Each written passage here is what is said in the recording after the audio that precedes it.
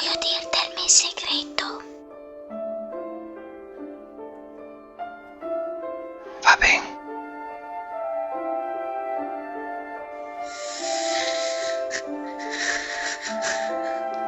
Non ho mai visto il cabaret. Neanche ad Hollywood. È fuorissito.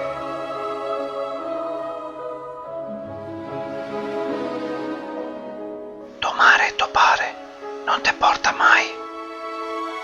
Iuri dice che con andare in letto presto e dopo si mette davanti a televisione a vedere il Grande Fratello. A me vorrei tanto andare fuori a ciappare aria e divertirmi.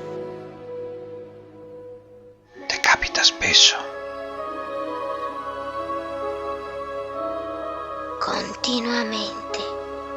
I miei amici va tutti a Rovigo a tempi moderni, mangiare a pizza e divertirsi. E mi goda stare a casa con sta penitenza. Ti pare giusto? No, credami. Mi porti tutti i roba che vieni.